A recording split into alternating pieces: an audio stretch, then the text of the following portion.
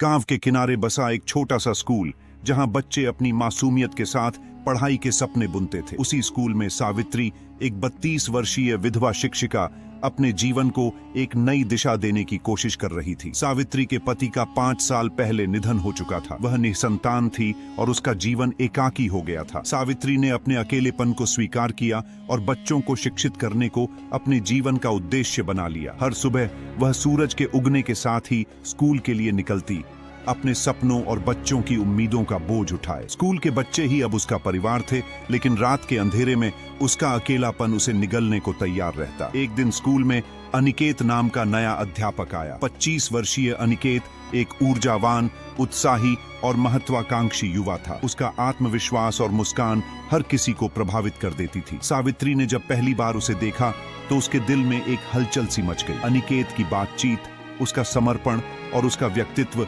सावित्री के लिए एक नई ऊर्जा लेकर आया। धीरे धीरे दोनों के बीच बातचीत बढ़ी। अनिकेत ने स्कूल के बच्चों के लिए नई नई योजनाएं सुझाईं और सावित्री ने हर कदम पर उसका साथ दिया। परंतु सावित्री के लिए यह रिश्ता सिर्फ सहकर्मी का नहीं रहा, वह अनिकेत की ओर खींचने लगी। सावित्री ने खुद को रोकने की बहुत कोशिश की, लेकिन उसके दिल की बात अक्सर उसकी आंखों में झलक जाती। एक दिन हिम्मत जुटाकर उसने अनिकेत को अपने घर चाय पर बुलाया। उसने सोचा शायद अनिकेत भी उसकी भावनाओं को समझे और स्वीकार करे। शाम को अनिकेत सावित्री के घर पहुंचा। सावित्री ने अपने घर को अच्छे से सजाया था और खुद को बहुत खूबसूरती से तैयार किया। दोनों ने चाय पीते हुए बातें की। आखिरकार सावित्री ने अपनी भावनाएं व्यक्त करते हुए कहा, अनिकेत, मैं जानती हूं कि यह सब अचानक है, लेकिन तुम्हारे आने से मेरे जीवन में जो बदलाव आया है वह मैं शब्दों में नहीं बयां कर सकती। क्या तुम मेरे जीवन का हिस्सा बनोगे? अनिकेत चौंक गया। उसने सावित्री की आंखों में देखा और कहा, सावित्री जी, मैं आपकी भावनाओं का सम्मान करता हूँ। आप बहुत मजबूत और अद्भुत महिला हैं,